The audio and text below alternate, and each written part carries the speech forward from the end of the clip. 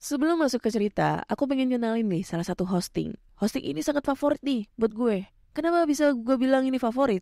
Karena hosting ini bisa menghasilkan cuan. Namanya apa? Namanya First Story. Nah, buat kalian nih yang nggak tahu First Story itu apa, jadi ini adalah platform palu gada baru yang paling keren, lengkap, dan mudah untuk membuat, mendistribusi, dan mengelola podcast kamu. Di First Story ini kalian bisa menggunakan fitur-fiturnya 100% gratis. Kamu bisa mengupload episode terjadwal dan mendistribusikan podcastmu di semua platform hits podcast kesayangan kalian. First Story menyediakan customer service yang luar biasa berkat tim yang berisikan podcaster berpengalaman. Kamu bisa share podcastmu tanpa ribet dengan F-Link yang akan mencakup semua link platform dan sosial mediamu. Dengan First Story Ads, kamu bisa mengakses monetisasi yang mudah dan beneran nih bisa kamu cairkan sesegera mungkin. Tanpa biaya tambahan dan tanpa ribet. Digaris bawahi, ribet gak pakai ribet ya. Jadi tunggu apa lagi? Gunakan hosting First Story sekarang juga. Podcast Network Asia. Lisir wangi seliramu tumaking sirno ojo tangi kanmu guling awas jo ngetoro aku lagi bang wingo yen setan kang tak putusi dudu sembarang ojo layu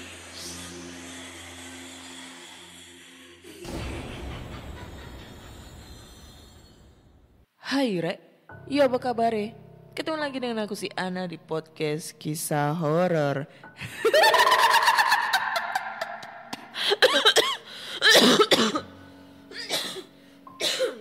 Maaf, belum maksimal. Nah, jadi kita bertemu di episode 175 dan di episode kali ini akan membacakan cerita horor ataupun email berhantu yang sudah dikirimkan teman-teman melalui podcast kisah horor@gmail.com atau DM Instagram podcast kisah horor serta Google Form yang linknya tersedia di bio Instagram podcast kisah horor. Mau ketawa lagi kembali seperti PKH sebelumnya ya. Tapi tenggorokan ini belum seutuhnya sembuh gitu ya. Masih batuk-batuk. Batuk is back. Itu ya. BTW, ya bener sih BTW teman, BTS kali ya. By the way, anyway Baswe, gimana nih kabar kalian? Ya aku harap kalian baik-baik aja ya. Yang sehat, yang sakit semoga cepet sehat, yang sehat semoga tambah sehat lagi gitu.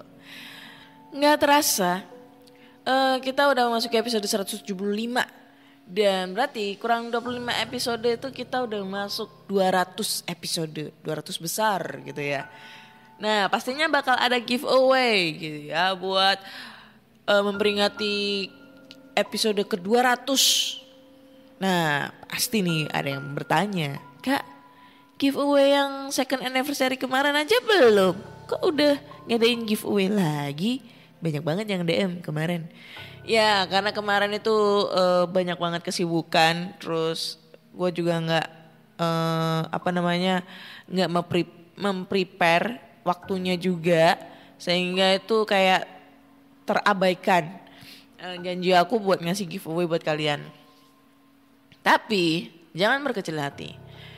Nantinya di episode memperingati 200 episode di podcast kisah horor, giveaway-nya bakal double. Jadi giveaway second anniversary kemarin bakal digabungin sama giveaway 200 besar episode di podcast kisah horor.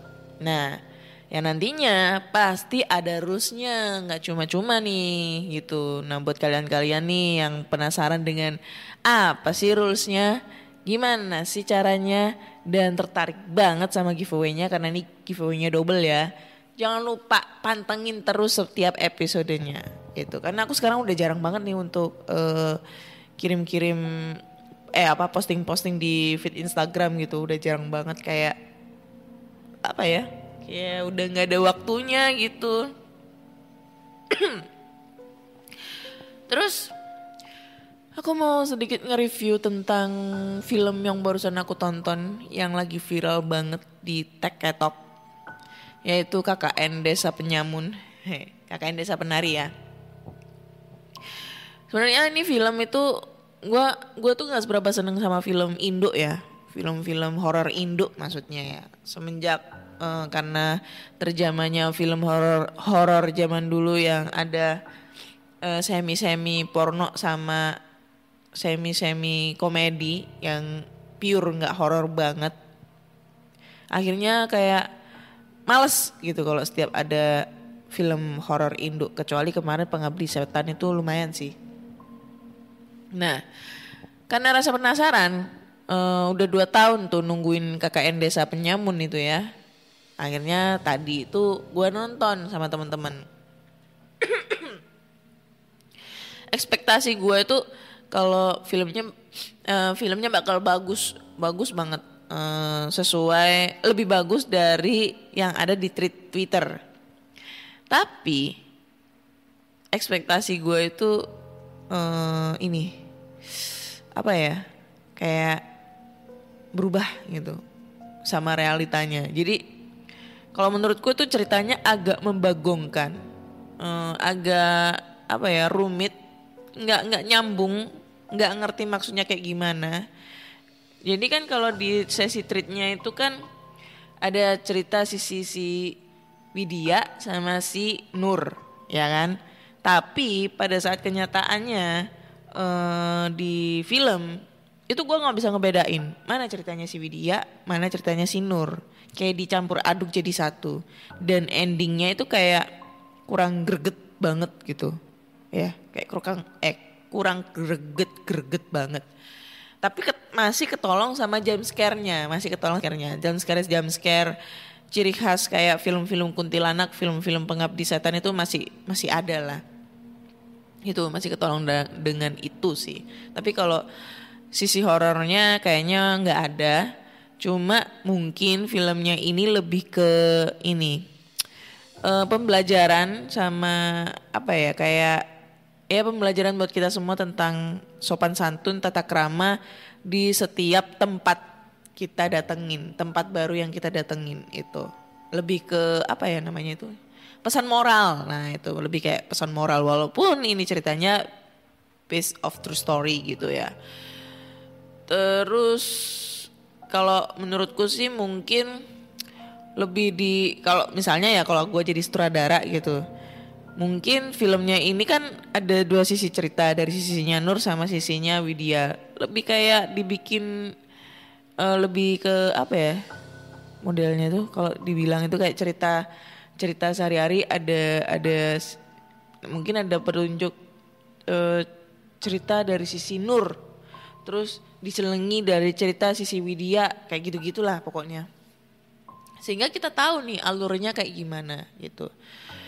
Nah, yang disayangkan dalam film ini adalah film ini kan sebelum film ini tayang itu kan udah viral banget tuh tweetnya. Jadi kan banyak kalangan usia, berbagai macam usia, dari mungkin di bawah 17 tahun itu pasti ngedenger atau ngebaca. Nah, yang tadi gua sayangkan adalah ini film kan uncut gitu ya, ada adegan-adegan sedikit-sedikit pornonya lah, cipok-cipokan gitu kan, membuat gua sedikit agak sange gitu. Sama adegan apa ya, telanjang, ada adegan telanjang dikit-dikit banget gitu. Tapi pas gua nonton itu banyak anak kecil yang nonton. Nah itu yang gue sayangin.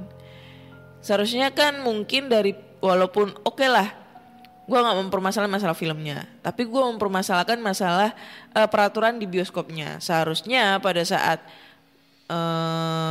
orang tiketingnya ngejaga di depan itu sudah melarang, atau pada saat anak-anak ini beli tiket itu melarang bahwa tontonan ini untuk usia 17 tahun ke atas itu.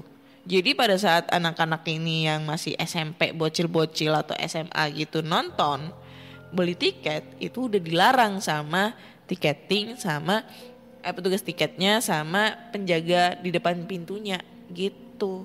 Yang gue sayangin sih cuma itu doang sih. Tapi overall lumayan, lebih ke pesan moral. Kalau horor kurang dapat, dan jujur gue tadi pas nonton gue tinggal main game Mobile Legend.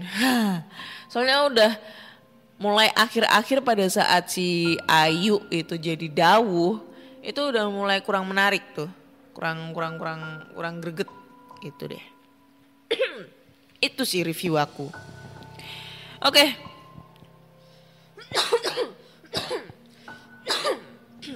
Sedikit intro batuk-batuk. So, langsung aja kita bacakan cerita horor, dan cerita pertama ini datang dari Reza. Judulnya adalah Penghuni Bangunan Tempat Kerja Part-Time. Selamat malam Kak Ana. Saya Reza yang pernah bercerita tentang para hantu penghuni asrama atau dorm di Taiwan. Terima kasih sudah dibacakan Kak Ana. Tidak berhenti di situ. Kejadian lain pernah aku alami Kak saat kerja part-time. Langsung aja. Selain menjadi seorang mahasiswa di Taiwan, aku pun mencoba berhemat sama seperti mahasiswa pada umumnya. Apalagi ada tawaran untuk bekerja part-time di hari Sabtu dan Minggu. Jadi aku pikir tidak akan mengganggu waktu kuliah. Sebenarnya saya sudah 3 kali pindah tempat kerja part-time. Namun di tempat ketigalah pengalaman horor aku temui. Aku bekerja sebagai waiters di salah satu restoran Indonesia yang ada di Zhongli. Kejadian itu di hari Minggu, di hari kedua aku kerja. Dikarenakan kerja part-time dimulai pukul 9 pagi dan diakhiri 10 malam.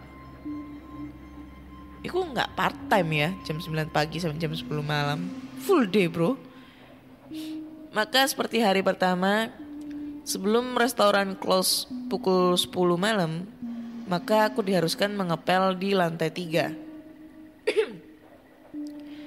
Aku jelaskan soal gedung bangunan ini.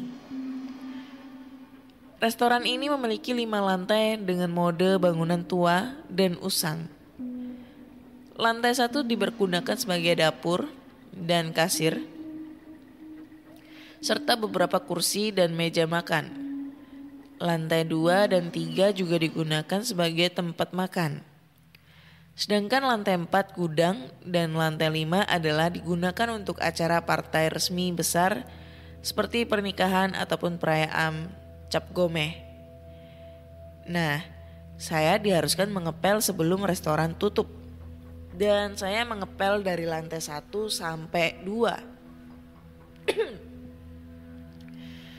Saya mempunyai rekan kerja sesama mahasiswa, sebut saja namanya Maggie. Karena Maggie takut untuk mengepel di lantai atas, dan karena saya sadar karyawan baru, saya putuskan untuk segera membereskan agar cepat pulang. Karena badan sudah capek bekerja kurang lebih 13 jam dalam sehari. Aku mulai membersihkan lantai 2 dan lantai 3. Saat di lantai 3 kondisi sepi dan dingin karena saat itu musim dingin mencapai 13 derajat di Zhongli. Saya melihat sesosok perempuan berada di teras lantai 3 dengan menggunakan pakaian atas hanfu yang berbentuk kelopak yang mengelilingi leher terbuka.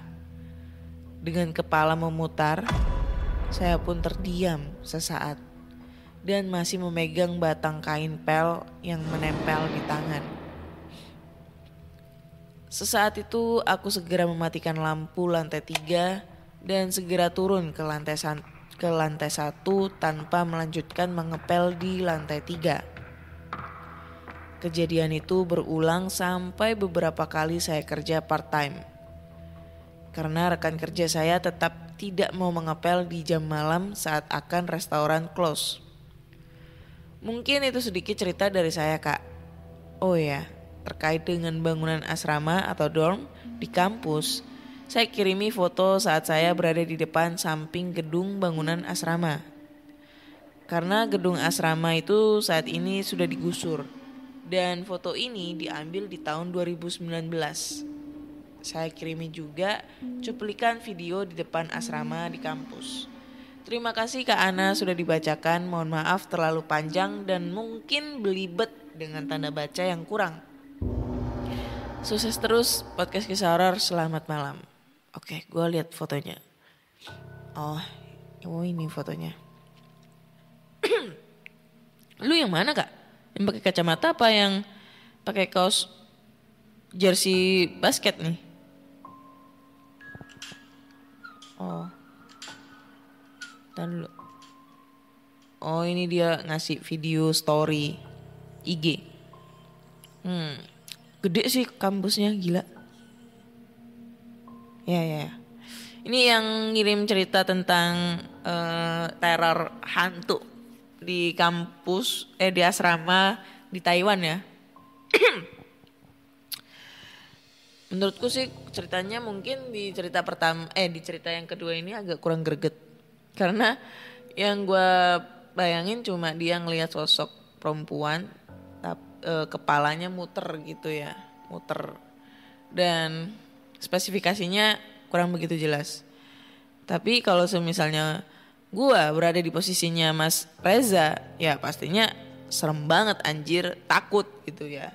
Tapi karena ini gue merasakan, karena gue ngebacain lagi, jadinya agak kurang greget ceritanya gitu. Tapi ya gue apresiasi karena udah kirim ceritanya ke podcast kisah horor. Terus gue juga agak sanksi nih. Kenapa semua pendengar sekarang itu ngirim cerita tuh endingnya bilang mohon maaf kalau ceritanya kepanjangan dan agak belibet serta tanda baca yang tidak pas gitu ya. Karena gue dulu sering banget ya ngomelin masalah tanda baca, akhirnya pada begini semua.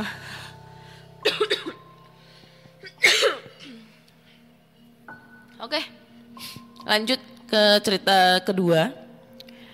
Cerita kedua ini datang dari siapa nih? Cerita kedua ini datang dari Kim, yang judulnya adalah Hantu Longga dari Sulawesi. Halo semuanya, namaku Kim. Aku pengen cerita soal hantu longga yang aku alamin waktu mudik baru-baru ini. Sulawesi itu juga ada kisah seremnya loh. Hantu paling terkenal itu ya hantu longga. Sosoknya tinggi besar, menyerupai bayangan hitam kayak begu ganjang. Kalian tahu kan begu ganjang itu apa? Itu adalah hantu dari Sumatera.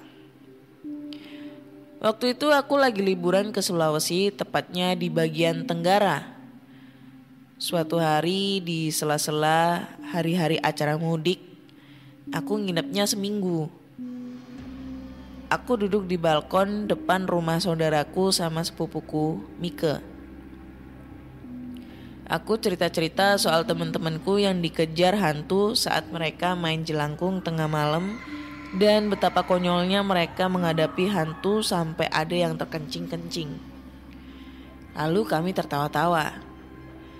Lalu giliran Mike menceritakan tentang hantu longga di sana. Ternyata hantu longga itu punya kebiasaan lebih loh. Dia gak seperti begu ganjang.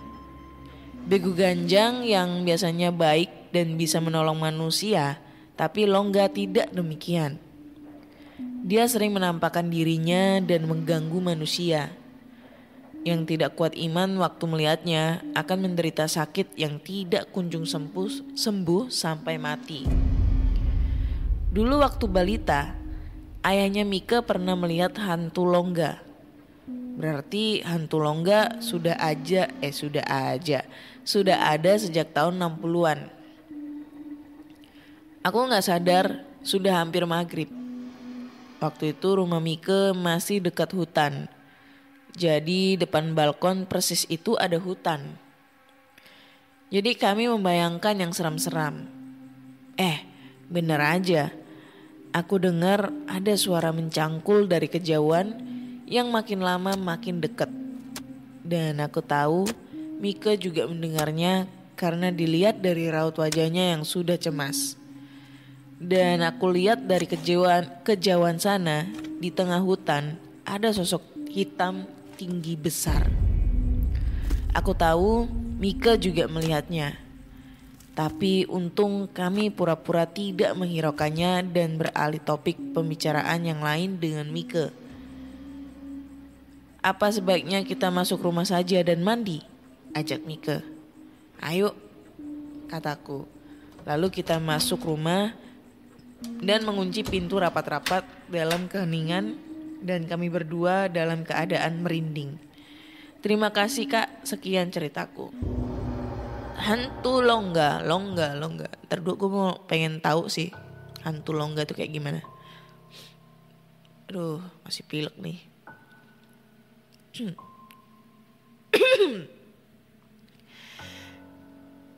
Hantu longga, oh kayak Slenderman gitu ya. Tinggi, gede ya kayak modelnya Begu Ganjang. Begu Ganjang kan dari Medan tuh, Sumatera Utara. Kalau Longga dari Sulawesi. Jadi kayaknya tuh kalau semisalnya kita ngedapetin cerita dari pendengar podcast kisah horor dari berbagai macam daerah dengan kan kalau misalnya kita dengerin cerita itu kan kebanyakan ceritanya kuntilanak, pocong, genderuwo gitu-gitu aja ya. Tapi kalau misalnya gua dapet yang lokasinya Sulawesi, Bali, Sumatera, Kalimantan. Nah itu kayak ada pengetahuan tersendiri tentang hantu khas di sana gitu ya. Kalau di Surabaya, kalau di Jawa Timur itu jenglot. Nggak ada. Ya rata-rata kuntilanak gitu aja, Miss K, Mr. P, terus tuyul, ya itu ya. Gitu-gitu aja, siluman-siluman gitu ya. Tapi kalau misalnya kayak di Sulawesi ada hantu longga, di Sumatera ada Begu Ganjang, di Kalimantan ada kuyang, di Bali ada leak. Itu banyak banget pengetahuan tentang ilmu perhantuan gitu ya. Ilmu perhantuan ilmu perhantuan lokal. Salah. Ilmu perhantuan di setiap daerah. Ya itulah pokoknya. Kayak ada pengetahuan tersendiri gitu. Gitu deh.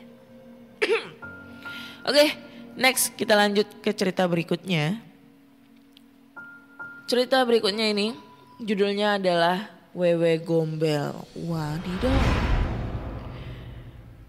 Hai Kak Ana, hai teman-teman semua. Perkenalkan aku siapa nih namanya? Nggak tahu, nggak dikasih nama. Dia dari Tuwiri Kulon. Nah itu Tuwiri Kulon tuh mana itu nggak tahu. Ini sebenarnya pengalaman sepupuku waktu kecil. Namanya Ani. Aku juga serumah dengan Ani waktu kecil. Dulu rumah tempat tinggal Ani dekat dengan kebun yang memang banyak banget pohon-pohon besar dan pohon bambu barongan yang lebat sekali. Saat itu hari menjelang siang, sekitar jam 11. Ani bermain dengan temannya yang bernama Atun. Awalnya mereka bermain dengan normal dan seperti biasa. Tapi lama-kelamaan mereka malah bermain di belakang rumah. Sampai-sampai mereka pun tiba di kebun di belakang rumah Ani. Tapi waktu mendengar cerita Ani itu, aku juga sempat heran mengapa mereka berani bermain di tempat itu. Padahal di sana nyeremin banget.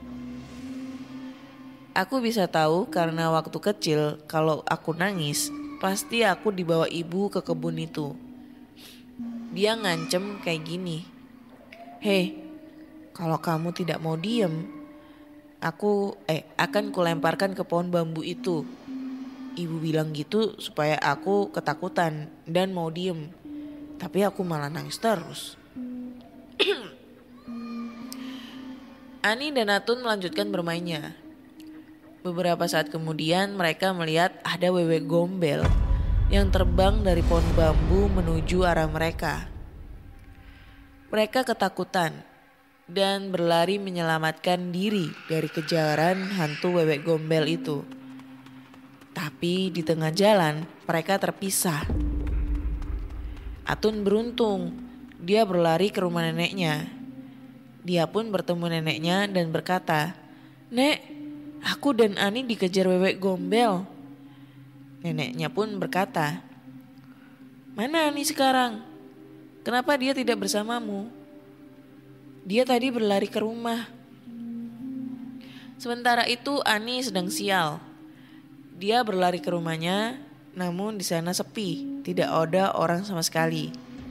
Dan sialnya lagi, dia masih dikejar-kejar hantu itu.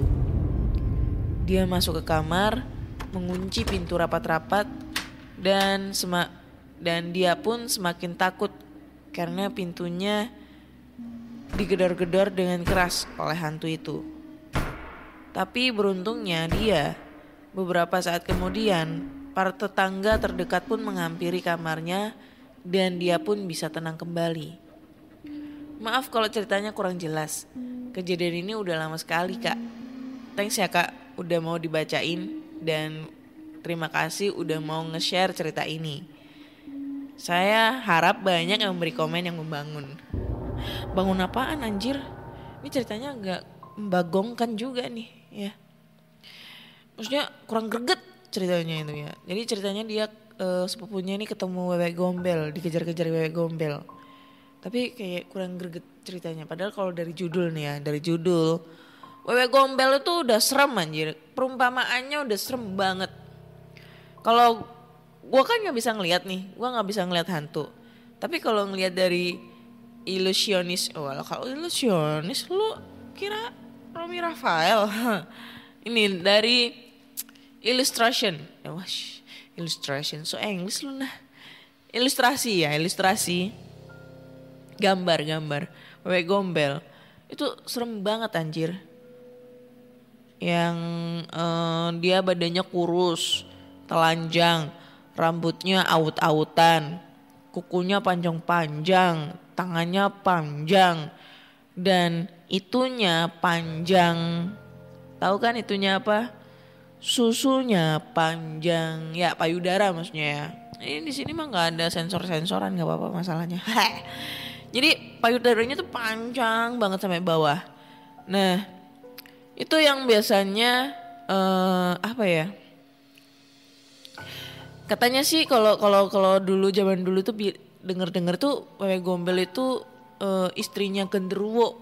Nah, dari situ mereka punya anak namanya Grandong. Kayak gitu kalau ceritanya di Mak Lampir itu kayak gitu. Jadi wewe gombel, istrinya genderuwo. Nah, dari situ mereka punya anak namanya Grandong. Nah, dari situ apa ya? Kalau cerita yang dulu udah pernah gue cerita ini ya di episode sebelumnya. Ada nih yang ngasih tahu mitos di desa, kalau orang-orang desa ya. Kalau lu nemuin bambu, posisinya bambunya ini nunduk ke bawah, nggak putus, nggak patah ya, tapi nunduk dia ke bawah. Jangan sekali-kali ngelompatin gitu atau ngeloncatin itu bambu. Terutama anak kecil. Kalau sampai lu ngeloncatin, lu ngeloncat, itu bambu langsung naik ke atas dan lu bakal ke bawah gitu. Itu kalau anak kecil ya. Nah, dari situ si anak kecil itu diculik lah sama wewe gombel. Terus ada versi lain kalau seandainya lu main-main di area-area bambu, gitu ya, main petak umpet atau apa gitu. Waktu ya menjelang maghrib gitu.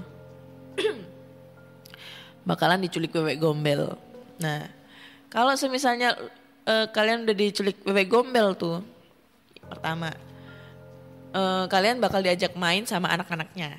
Itu anak-anaknya genderuwo itu, Grandong banyak banget gitu. Tapi kamu tuh kayak ngelihat mereka itu kayak manusia biasa. Visualnya manusia biasa, realitanya grandong yang banyak bulunya, kerdil gitu, terus bulu apa taringnya, ada taringnya, pokoknya serem banget gitu. Nah terus habis itu sama si bebek gombel dikasih makan. Makannya enak-enak banget, terus dikasih susu. Nah susunya ini diperes dari payudaranya. Dan makanan yang lu makan, yang lu kata enak, makanya dikasih makannya tuh enak-enak banget. Kayak ayam goreng, kalkun gitu, buah-buahan, sayur, apalah pokoknya enak-enak, ikan gitu. Ngeliatnya tuh enak, tapi pas lu sadar itu sebenarnya kayak cacing, kayak bangke atau apalah segala macem gitu. Nah, kalau metodenya, kalau misalnya ada keponakan kalian atau anaknya kalian itu diculik bebek gombel, ya metodenya untuk kembaliin adalah dengan cara membunyikan semua peralatan dapur seperti kayak panci, wajan, pokoknya apalah peralatan dapur dikenteng-kenteng gitu sambil ngelilingi kampung gitu. Seluruh warganya itu kayak gitu. Nah itu nanti katanya tuh kayak berisik atau apa gitu, bebek gombelnya merasa terganggu, akhirnya si anaknya dikembaliin. Ya pastinya dengan didampingi sama ustadz gitu atau kiai gitu lah, pokoknya orang-orang pinter gitu. Itu mitosnya kayak gitu ya. Tapi dari beberapa cerita di episode-episode sebelumnya itu udah pernah sih ada yang ngalamin kayak gitu. Itu sih mungkin tahun-tahun berapa ya, tahun-tahun 90, 80, 70, tahun-tahun 2000-an awal itu masih ada. Kalau zaman modern kayak gini gue gak tahu ada apa enggak. Karena di zaman modern ini udah jarang banget pohon-pohon bambu pada ditebang semua dan dibangun rumah kayak gitu. Itu deh. Oke, next ke cerita terakhir ya. Cerita terakhir ini judulnya adalah Gara-gara Dapat Shift Malam. Halo, saya Wisnu. Saya akan menceritakan cerita dari penjaga warnet kenalanku nih Kak. Dan saya akan menggunakan kata aku sebagai tokoh utama. Malam itu aku datang ke warnet untuk kerja. Tidak seperti biasanya aku dapat shift malam karena penjaga malam yaitu Mas Trisno sedang sakit. Jadi akulah yang menggantikan. Rasa takut dan khawatir menghantuiku karena warnet yang dekat dengan kuburan sehingga membuat keadaan warnet cukup menyeramkan saat malam. Dan juga cerita-cerita seram yang sering diceritakan Mas Trisno. Tapi aku cuek dan membuang rasa takutku dengan mendengar lagu-lagu dan browsing. Ada satu pelanggan perempuan datang. Dari pakaiannya sih terlihat dia seorang pekerja kantoran. Lalu kusapa perempuan itu. Kenapa baru pulang mbak? Tapi dia gak ngejawab. Ah biarlah, mungkin dianya gak dengar. Lalu ku cek billing perempuan itu. Loh kok gak nyala billingnya? Lalu saya pergi ke bilik komputer anjir lah sengau. Komputer untuk mengeceknya. Tiba-tiba, loh mana perempuan yang tadi? Perasaan dia masuk di sini. Gak mungkin dia keluar karena cuma ada satu pintu dan itu deket tempat operator. Perasaanku bercampur aduk antara cemas dan takut. Lalu aku kembali ke meja operator. Tapi aneh sekali, ada bau yang menyengat. Bau wangi bunga yang sangat menyengat. Perasaanku jadi gak karuan. Dan aku teringat sama cerita-cerita Mas Trisno. Sambil ketakutan, aku membaca doa-doa yang ku bisa. Lalu tiba-tiba, ku dengar suara benda jatuh di bilik nomor 8 tempat perempuan tadi. Suara apa itu? Sebaiknya aku lihat deh. Setelah aku cek, ternyata nggak ada apa-apa. Lalu aku kembali lagi ke meja operator. Baru aku jalan 2 langkah, suara itu muncul lagi, tapi lebih keras. Lalu aku kembali dan melihat di bilik itu. Dan apa yang terjadi? Ada sesosok wanita di bilik itu dengan rambut putih panjang, muka hancur dan berdarah, kuku yang panjang dan berpakaian serba hitam. Serasa mati tubuhku tidak bisa bergerak. Ingin ku baca doa-doa, tapi apa daya suaraku gak bisa keluar. Sekitar 3 menit aku bertatap muka dengan makhluk itu dan seakan tubuhku kehilangan fungsinya. Dan akhirnya aku tak sadarkan diri. Saat aku sadar, kulihat ada Mas Trisno di dekatku bersamaan dengan pemilik warnetnya. Di saat itu pula, Mas Trisno malah tertawa dengan senangnya melihat keadaan saya. Kamu itu baru ketemu 1 aja udah KO, apalagi kalau ketemu yang bawa saudaranya. Makanya kalau jaga warnet jangan ngelamun dan sering baca-baca doa. Tahu sendiri kan, itu di depan ada kuburan. Lalu aku pun pulang dan aku pun kapok dapat shift malam. Besoknya aku langsung sakit 5 hari. Konon, sering terjadi penampakan di warnet itu seperti kuntilanak, pocong, tuyul, nenek-nenek, dan wanita seperti yang dilihat sang penjaga warnet. Katanya mereka mengganggu karena sering ada anak muda nongkrong di depan warnet dan mereka berbicara kotor dan juga bertingkah tak sewajarnya. Oke. Thanks banget tadi siapa namanya sih? Wisnu apa Wahyu ya? Wisnu buat ceritanya nih ya. Nih lumayan serem sih ceritanya ya. Penutup yang lumayan serem ceritanya. Gue gak bisa ngebayangin pada saat 24 jam shift malam ngejaga warnet. Karena kalau warnet itu 24 jam cuy. 23 jam lah ya. Ada 1 jam jeda untuk istirahat. Kenapa gue bisa bilang gitu? Gue pernah banget dapat cerita, gue baru inget nih penjaga warnet. Tapi ini zaman waktu gue masih sekolah farmasi di Kediri. Jadi waktu gue sekolah di Kediri, gue ngekos itu ya. Ngekos. Jadi waktu itu gue sekolah SMF, sekolah menengah farmasi ya. Nah, pasti kalau orang Kediri tahu lah tempatnya di mana ya. Sekolah farmasi tersebut karena itu sudah terkenal banget di Kediri dan lokasinya juga lumayan terkenal angkernya gitu ya. Nah waktu itu gue ngekos di daerah Bandarjo.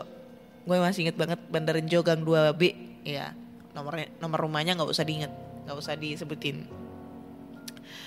Terus itu tahun 2006 gue sekolah di situ. Nah karena gue ngekos dan aku orangnya dulu itu tomboy banget, kayak laki gitu ya, tapi masih normal, masih doyan cowok gitu ya. Terus waktu itu juga gabut banget, bete sama ibu kosnya karena ibu kosnya terlalu over banget, peraturannya terlalu ketat banget. Jadi aku alasan buat nginep di rumah saudara. Jadi kan mamaku kan asli Nganjuk perbatasan Kediri Nganjuk. Jadi aku alasan pulang ke rumah saudara, tapi aku gak pulang ke rumah saudara, melainkan aku 24 jam di warnet. Itu. Zaman dulu itu masih belum ada Facebook, 2006 itu masih belum ada Facebook.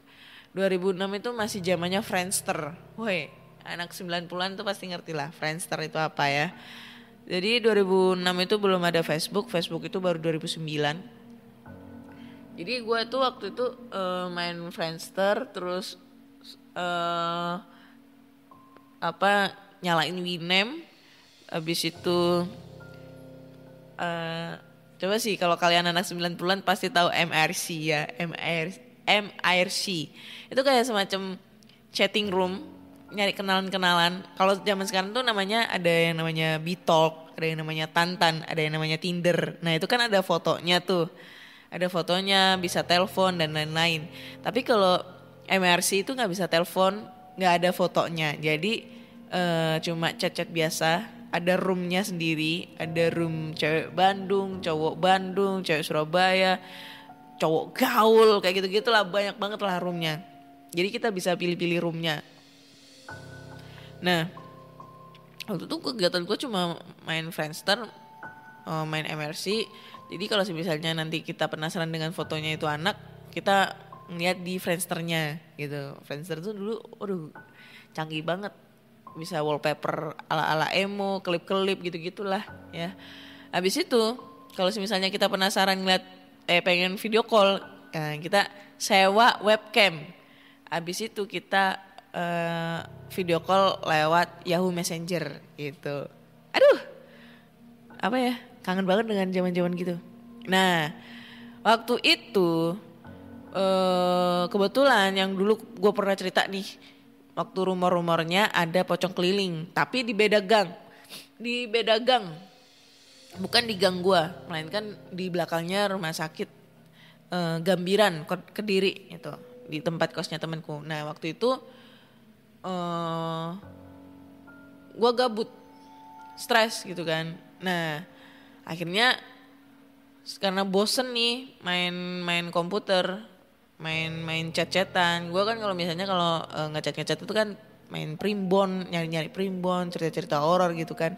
Nah, akhirnya gue ini ngobrol sama operator warnet. Kebetulan operator warnetnya ini lagi sama ceweknya. Jadi gue berani nih ngajak ngobrol. Nah, terus posisinya itu dia cerita horor tentang pengalamannya jaga warnet tengah malam sendirian. Di situ cuma ada dua pengunjung doang.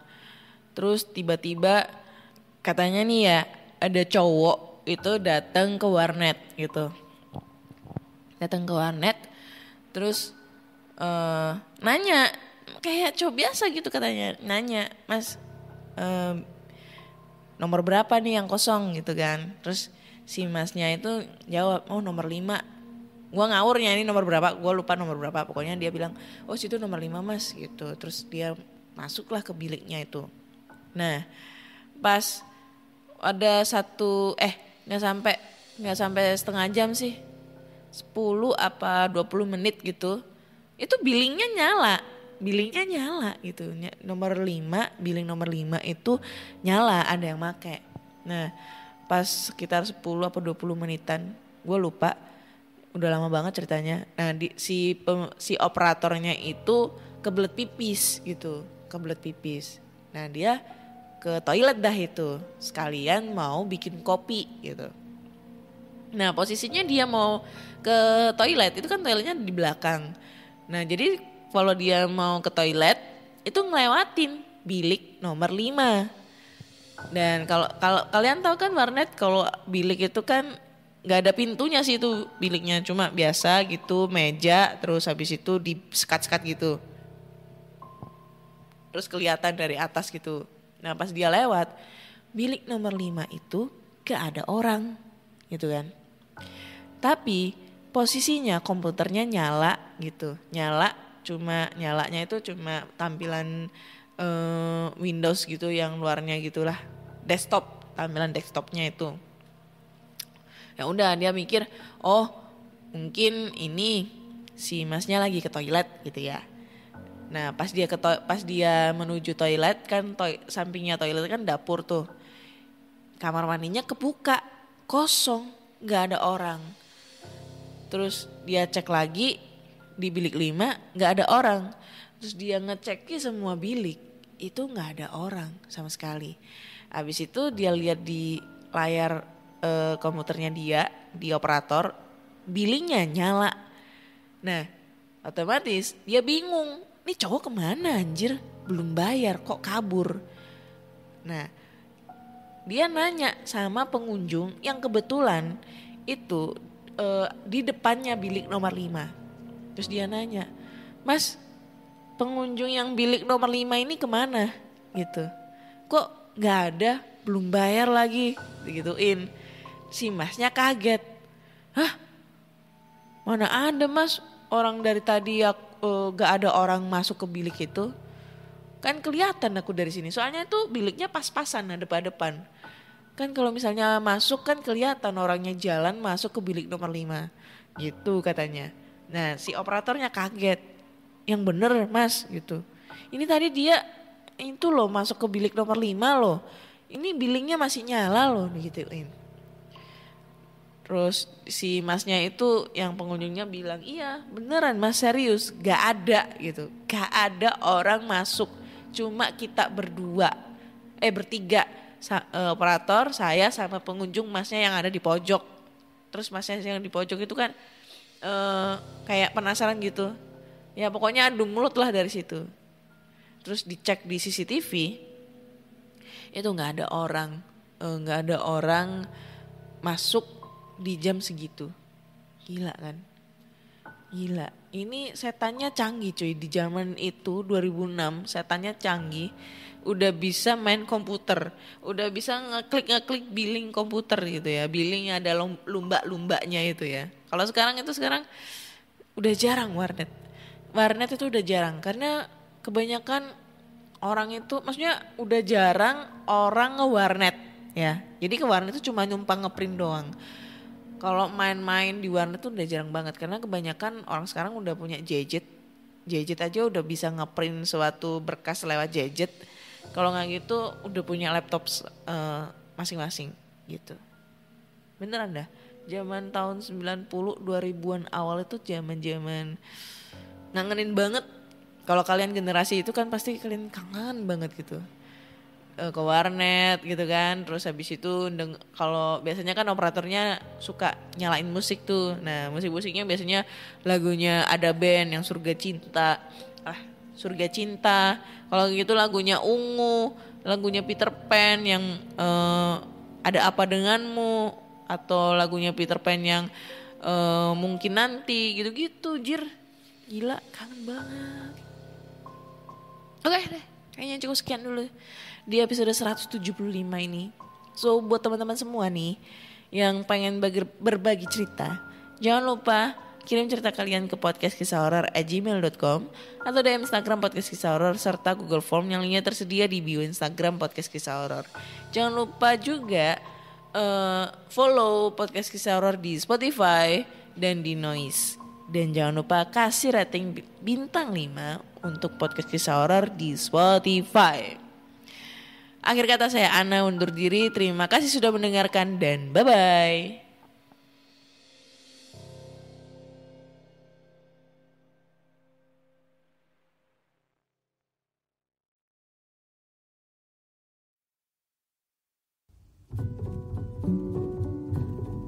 Pandangan dan opini yang disampaikan oleh kreator podcast, host, dan tamu tidak mencerminkan kebijakan resmi dan bagian dari Podcast Network Asia. Setiap konten yang disampaikan mereka di dalam podcast adalah opini mereka sendiri dan tidak bermaksud untuk merugikan agama, grup etnik, perkumpulan, organisasi, perusahaan, perorangan, atau siapapun dan apapun.